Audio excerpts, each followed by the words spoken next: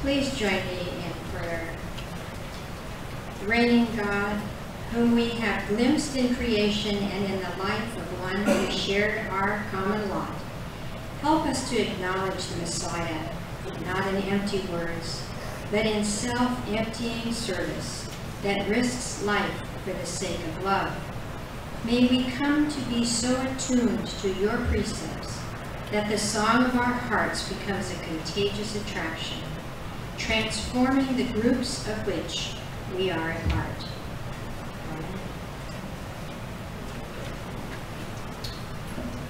The first scripture reading this morning from the Old Testament is Proverbs chapter 22, verses 1 and 2, 8 and 9, and 22 and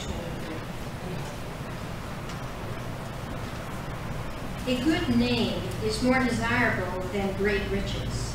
To be esteemed is better than silver or gold. Rich and poor have this in common: the Lord is the maker of them all. He who sows wickedness reaps trouble, and the rod of his fury will be destroyed. A generous man will himself be blessed, for he shares his food with the poor. Do not exploit the poor because they are poor, and do not crush the needy in court.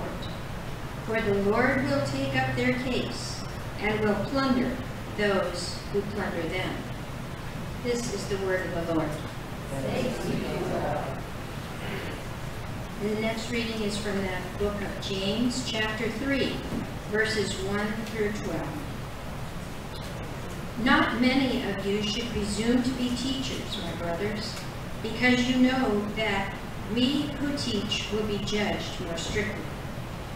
We all stumble in many ways. If anyone is never at fault in what he says, he is the perfect man, able to keep his whole body in check. When we put bits into the mouths of horses, we make them obey us. We can turn the whole animal. Or take ships, for example. Although they are so large and are driven by strong winds, they are steered by a very small rudder wherever the pilot wants to go. Likewise, the tongue is a small part of the body, but it makes great boasts. Consider what a great forest is set on fire by a small spark. The tongue also is a fire, a world of evil among the parts of the body. It corrupts the whole person, sets the whole course of his life on fire, and is itself set on fire by him. All kinds of animals, birds, reptiles, and creatures of the sea are being tamed, and have been tamed by man. But no man can tame the tongue. It is restless evil, full of deadly poison.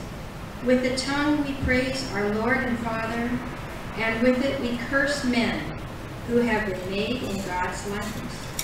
Out of the same mouth come praise and cursing. My brothers, this should not be. Can both fresh water and salt water flow from the same spring?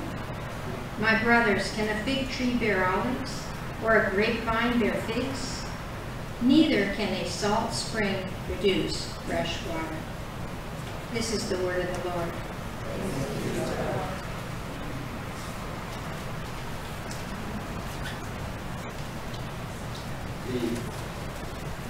The gospel reading is from the Gospel of St. Mark, chapter 8, verses 27 through 38.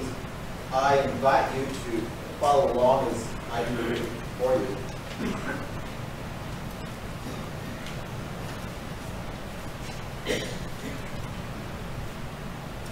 Jesus and his disciples went on to the villages around Caesarea Philippi.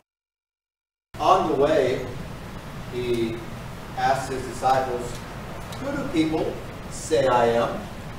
They replied, "Some say John the Baptist, others say Elijah, and still others, one of the prophets." "But what about you?" he asked them. "Who do you say I am?" Peter answered, "You are the Messiah." Then Jesus warned them not to tell anyone about him. He then began to teach them that the Son of Man must undergo much suffering, and that he will be rejected by the elders, the chief priests, the teachers of the law, and that he will be killed, and then after 3 days, rise again. He spoke about this plainly, and Peter took him aside and began to rebuke him. But when Jesus turned and saw his disciples, he rebuked Peter. "Get behind me, Satan," he said, "for you have set your mind not on the things of God, but on human concerns." Then Jesus called the crowds along with his disciples, and he said, "Whoever wants to be my disciple must deny themselves, take up their cross, and follow me. Whoever wants to gain their life will lose it, but whoever loses their life for me and for the gospel will save it. What good would it do someone if they gain the whole world and forfeit their soul? What will anyone give in exchange for their soul? Anyone who is ashamed of me and of my words in this adulterous and sinful generation, of them will the Son of Man be ashamed when he comes in the glory of his Father with all the holy angels." This is the gospel of our Lord and Savior. How many of you are expecting a sermon on discipleship this morning? Okay, all right. It's a pretty common reading. Jesus seems to be pretty demanding in this particular reading. He talks about following him, about being a disciple, and about having your mind set on the things of God. And he is even free to rebuke when rebuke is called for, as in telling Peter that his mind is set on earthly things and not heavenly things. At the very end of this particular reading, Jesus says, "If you're ashamed of me, then the Son of Man will be ashamed of you." Now, just so that you know, when Jesus is talking about not being ashamed of him, he's not referring to Facebook. I think it's quite okay for you not to write amen or to type yes or whatever, or to do like or repost things because somebody says that you're ashamed of Jesus if you don't. I don't think that's what this is talking about at all. But there is this sense of owning and identifying with who Jesus is and what the life of Christ is all about. Now, the reading from James this morning also gives us some insight into what the life of Christ is about. Again, James' writing is all about living the faith, not just proclaiming the faith. And living the faith, according to James, is controlling the tongue. Now, I know some of you are thinking, I wish the preacher would control his tongue and quit a little bit sooner on Sunday morning and keep praying. You know, the notion behind the writings of James and the notion behind the writings of Jesus, or the writings of St. Mark quoting Jesus, is very similar. It's talking about self-control, controlling yourself, controlling your own instincts, your desires, your urges. Jesus said, whoever wants to be my disciple must experience a certain amount of self-control. Be my disciple. Take up your cross. Follow me. It's difficult. It's not always easy. James is saying, whoever wants to be a disciple must learn how to exert some self-control. Control your tongue, control your thoughts, control how you respond to everybody. So there's this aspect, this element of self-control is contained both in the writings of James and in the teachings of Jesus as quoted by St. Mark.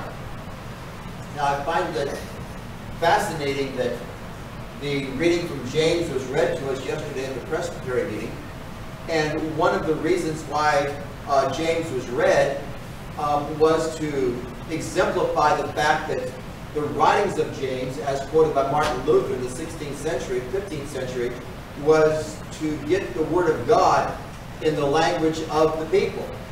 You see? So Martin Luther translated the New Testament into the German language, which was his language, so that the people could read it, the people could understand it. So they read it to us yesterday in German, which I found to be kind of funny. They translated it in German in the first place so that people could understand it, and they read it in German, the language that none of us could understand. But it was significant and it was kind of interesting. They read it afterwards in English. The idea is that the reading, the words are things that are supposed to soak down into the pew and into you and have an impact in your life. Now, very often we get this notion of discipleship that God will change me and God will make me into the person I'm supposed to be. And as we allow that mindset, that perception to take control of us, we find ourselves less and less responsible for our own actions and our own activity. Have you ever heard people invoke the name of evil in things that they do? You know, I wanted to do good, but man, the devil kept me from doing it. The devil put this thought in my mind. I honestly believe that this concept of a personalized evil sometimes lets us off the hook and frees us from our own responsibility as to living the Christian life. Jesus never said, just talk to God more and you'll be a holier person. Jesus did say, however, in this particular reading, that if you want to be a disciple, you must deny yourself. It's you taking responsibility for your actions. Deny yourself. Do your work. Make sure that you are in line. Don't blame it on God or blame it on evil or blame it on other people that you don't have or you aren't doing that what you need to do. Take responsibility for your own life. James says the same thing. He says take responsibility for your words. Control your own tongue. Take control of your own life. That's what life is about. It's not about blaming others, which I would much rather do. It's about taking control over your own experience, over your own life. You are a Christian. You are called to discipleship. You are a free moral agent. You have choice. Therefore, be responsible for yourself. How many of you with me so far, Liz? Now, I've mentioned before that sometimes I'm a pretty easy target when people come up and say, sir, can you help me? Can you give me $1? Can you give me $2? I'm an easy mark. You know, I mean, I walk down the street, you know, just kind of passing out dollar bills to the panhandlers, and they take their dollar bill, and they run down the end of the line, and we'll take it again. It's a pretty easy mark I am, and I admit that. Now, when I was younger, you know, 30, 40 years ago, and I know you're surprised, you thought that's all that I was. Actually, just parenthetically, when I asked for a senior citizen discount, they don't argue with me. What really bothers me is they offer me one sometimes I don't even ask. Anyway, I remember I used to be really interested in the stories that these guys would tell me, you know, as I'm going to give them their $1, you know, I mean, not like I'm going to set them free. But their stories were really neat, and I would really, you know, say these are quality stories. Lately, in my old age, I really don't have as much time for the stories. Just, you want money, I'll give you $1, you know, and bless you and goodbye. But in the stories, there's some things that I've noticed. I have noticed that there's 2 different types of stories that you're going to get. And check this out in your own experience. When somebody's a panhandler, and I believe everybody has a right to be a panhandler, as they tell you their stories, giving you a reason why they want your $1, just listen. You'll find 2 different types of stories. A very common story is, you know, life has just been bad to me, and people were bad to me, and I've been spending all my money helping other people, and I helped them, and I helped them, and now I've just been so good to everybody, and I'm down and out of my own luck. Can you help me? That's one type of story. You know, you'll have different words, different versions, but you'll get that story. There's another type of story where someone will say, hey man, I just messed up my life. I'm trying to change. Can you help me? Or someone will be very honest and say, I messed up my life. I want a beer. Can you buy me a beer? Personally, I find the latter story more encouraging. You see? And here's why. If a person is telling you all about how they've been doing everything right, and they've been just a good person, and they want your help because of that, you know they're not going to change, right? There's no change imminent for someone who says, I don't need to change, it's everybody else's fault. But when somebody comes up to you and says, you know, I messed up my life and I'm trying to change, you know that change is possible. You know they're taking responsibility for their own lives. That's the request that's encouraging. Now granted, my $1 is not going to help or hinder anybody's process. But it's what's going on within that's important. And the message is to us as well. As we take responsibility for our own experience, for our own life, as we take our responsibility for our own mistakes, it's then that we can grow, and then that we can change. You see, change is possible, but it's not going to happen unless you own your own material. I'm not looking for perfection. I'm looking for spiritual growth. As long as I'm further along today than I was yesterday, that's all that counts. But you don't get there unless you own your own material. It isn't some evil form's responsibility that you sin. It's your responsibility. And it's not God's problem to change everything in your life. God will help you, but you're called to change. That's for the readings this morning from both the book of James and the Gospel of St. Mark. Now, in the reading this morning from Mark, we're given some geography again. The disciples go with Jesus up to the village or the region of Caesarea Philippi. And in that particular area, Peter makes the statement, "You are the Messiah." And if you'll notice in the Gospel of Mark, there's not a whole lot of embellishment to that statement. In Matthew, it's embellished a little bit more. In Mark's the shorter Gospel, the original Gospel, it's just one simple statement. But there's some geography going on here. The disciples went up to the region of Caesarea Philippi. Well, let me give you a little quick, brief, oversimplified history of Israel, just to kind of understand a little bit for those who like to know chronology, background, and geography.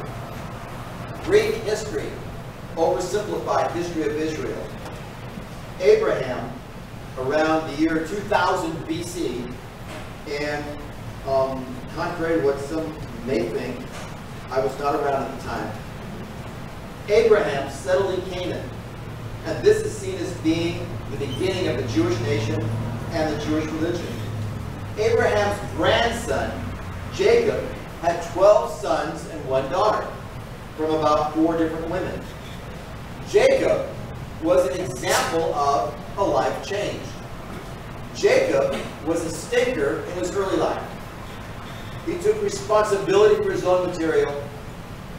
He changed. And when he changed, he didn't become perfect. He's still maybe a semi-stinker. But he changed and he grew. He's an example of what God is calling us to do. And when Jacob changed, he took on a different name. He says, I'm Jacob, but I got a new name, and that name is Israel. So therefore, Jacob, who had 12 sons and 1 daughter, is also Israel. So the 2 terms are interchangeable in the Old Testament. Sometimes the Old Testament writers talk about Jacob, sometimes they talk about Israel. They're both the same guy. That guy had 12 sons and 1 daughter. Ultimately, they left Canaan, where Abraham, his grandfather, was, and they went to Egypt. There was about 70 people in the family at that time. Imagine a 3-generation family reunion. You know, the matriarchs, grandpa and grandma, then 13 kids, their spouses, and then all of their kids. You know, you could probably easily get it up to about 70 people. Over the next 450 years in Egypt, that 70 people, they kept multiplying. Kids had more kids, etc. And that family, 450 years later, grew to a nation of over 600,000. Some estimates have as high as 1 million or more. Now, they maintained a connection with their history. So everybody in the family knew which son of Jacob they were descended from. And it was the sons who had the patriarchal position. So each family connected with the son of Jacob or Israel, and they knew what family they were part of. They knew who they descended from. So the sons of Jacob, the children of Israel, the Israelite nation. Ultimately, times got bad in Egypt for the sons of Jacob, the children of Israel, and around 1300 BC, they left Egypt under the leadership of Moses, and they headed back to where they had come from several generations prior, back to Canaan, which is modern-day Palestine. Now, over a period of 450 years, other people had inhabited the land, so in order to take back the land, they had to do so militarily. So these 600,000 people, descendants of Jacob's children, the children of Israel, headed back as a nomadic tribe. It took them a while to get there, but they made it back to Palestine, and on entering Palestine, they militarily took away from the people who were now settled there the property. And as they took over property, each segment, each family name would take over a piece of land. For example, Jacob had 12 sons, so every family under this particular son would take over this particular property, and they would name it after their ancestor by the same name. Another family would do the same, and so forth. And they had all the property of Palestine divided up between the different sons and grandsons of Jacob, and they each applied a family name to that particular piece of property. This was around 1300 BC. Now, one of the sons of Jacob was named Dan. Not the Dan we have here. A different Dan. One of the sons of Jacob was named Dan. His family settled in the northernmost section of Palestine near Mount Hermon. Dan was the name of the area. The son of Jacob, the family of Dan, therefore we name this place Dan.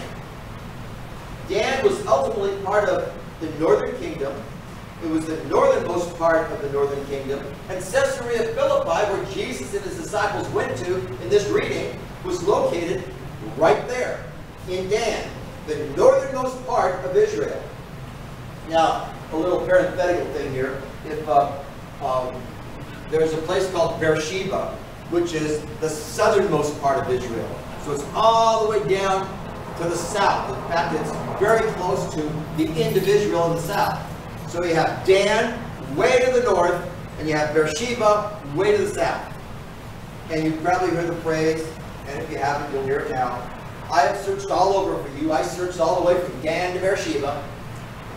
That particular saying comes from Dan in the north, Beersheba in the south. Now, Dan was right around Mount Hermon, the northernmost part of Palestine. And Caesarea Philippi was right there. For the first few hundred years of their existence, Israel was a loosely connected association. The different children of Israel, the different sons of Jacob, their descendants would settle in their piece of property, and they kind of loosely associated with each other. They shared a religion in common, and they would help each other fight battles in common. But politically, as far as leadership was concerned, there was no particular established leadership. They were all loosely associated. Because they shared a religion, they shared prophets, and they shared worship style. Now, around the middle of the 11th century BC, a couple hundred years later, King Saul showed up. And under King Saul, you have the beginning of an honest-to-goodness nation. no longer is it a bunch of loosely organized, associated tribes or areas. It is now a nation, the nation of Israel. And Saul becomes his first king. And he takes over a leadership position. It's an incorporated city, an incorporated nation at this time. And they're all connected. Now, after a respected sovereign nation, not just a group of tribes together, but a respected sovereign nation that had a place in history and a place in the world economy. After David, Solomon came along, and Solomon was, of course, the son of David, and he inherited this kingdom that David had established, this wonderful nation. After Solomon, the kingdom that they had was divided into two. You know how people are. They can't get along. And so eventually they have to split. I mean, we know that. We're Presbyterian. The Presbyterian church splits all the time. They split, they come back together. They split, they come back together. That's our history. Well, Israel was the same way. Israel split. You have the northern kingdom and the southern kingdom. Around 721 BC, the northern kingdom was conquered, I believe, by the Babylonians. Around 586 BC, the southern kingdom was also conquered. And both the south and the north went into bondage, into slavery to other nations. And they remained under the control of other nations for the next couple of thousand years. Now, Mount Hermon, of course, was the northernmost part of Israel. It was in the region of Dan. And it was right there that Jesus and his disciples were in this particular story in the region of Caesarea Philippi. Mount Hermon, by the way to the north, is probably the place where the transfiguration took place. Jesus was transfigured before them on a mountain. It was Mount Hermon, way to the north, right around Caesarea Philippi. Now the city Caesarea Philippi was rebuilt by Philip. Philip was a brother of King Herod in the 1st century. And Philip named the city after himself and after Caesar. The town was called Caesar Philip, right? Caesarea Philippi. And that differentiated it from another Caesarea Maritima, which was a city on the coast. Now, catch this. Caesarea Philippi, where all this took place, was about 30 miles east of Tyre. Now, if you remember Tyre, that was the city we talked about a couple of weeks ago, which was outside of the national limits of Israel. This particular place was within the nation of Israel, but right on the corner, and it was about 30 miles away.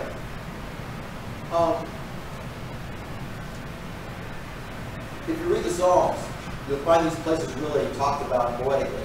Psalm 42 talks about this particular piece of property very poetically. It talks about how nice and wonderful and beautiful it is. And it was a very beautiful place. Now, not only was this a beautiful place, but it's a very religious place. They had a couple of shrines there to God, and people would come up there to worship. It was a pretty sacred place. And I think it's very interesting that Jesus used this very sacred place to house or be the context for the "who do people say that I am" statement. And the statement from one of his disciples that you are the Christ, the Messiah, the Son of the living God. Now, all of that gives an idea of a little bit of the background, what was going on historically. You now, if you didn't before, have at least a very simplified understanding of the history of Israel. I would take you back a little bit further and brought you up a little bit further, but we are a little bit limited in our time as far as sermons are concerned. I think it's important for us to acknowledge, confess, and live the statement that Peter made when he made that statement about Jesus. Peter said, "You are the Christ," and that's the confession. You are the Christ of God.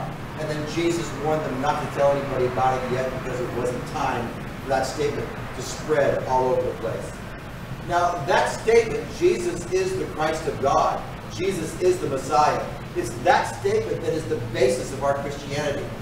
We believe as Christians that Jesus Christ is God. And as I've mentioned before, a lot of the other stuff that we pour into our faith, a lot of the other demands that we have might be good things, but they're not the basis of what we believe. The basis of what we believe is the fact that Jesus Christ is God. That is the basis. And people have all kinds of extraneous beliefs.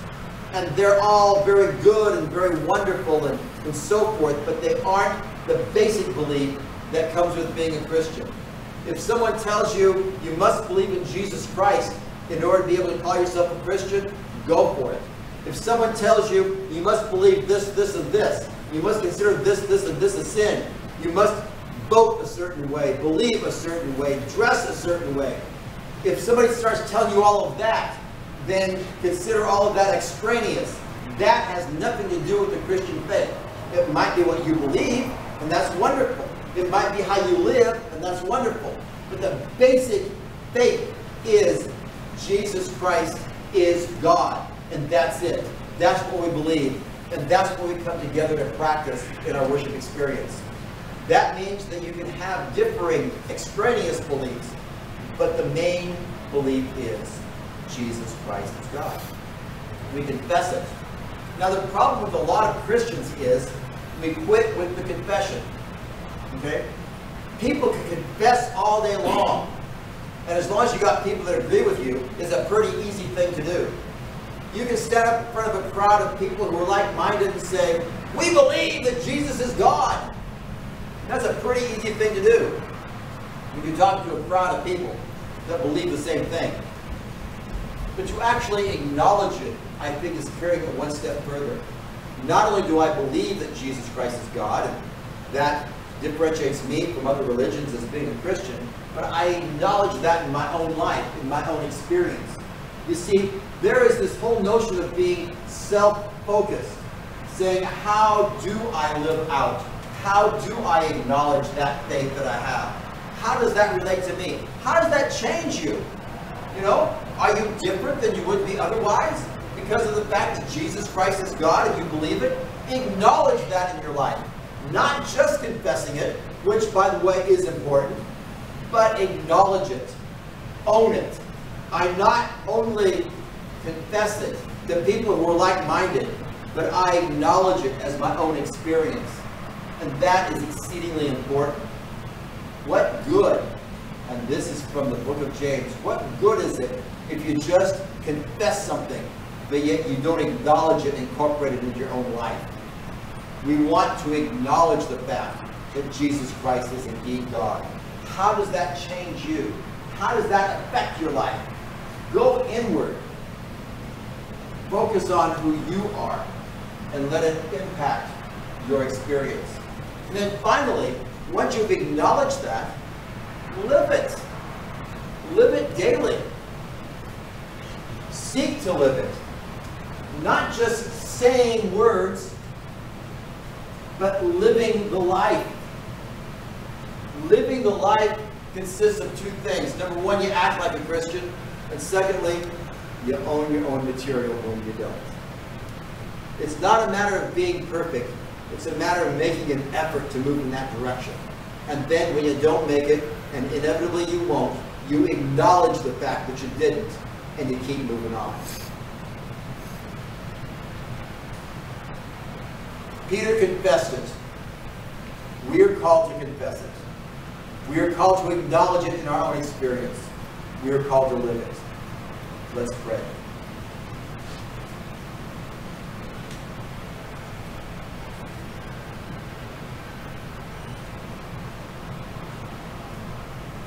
Our Lord in heaven, we thank you for our confession of faith. We ask, Lord, that you would teach us how to be the people who live that confession daily through Jesus Christ our Lord.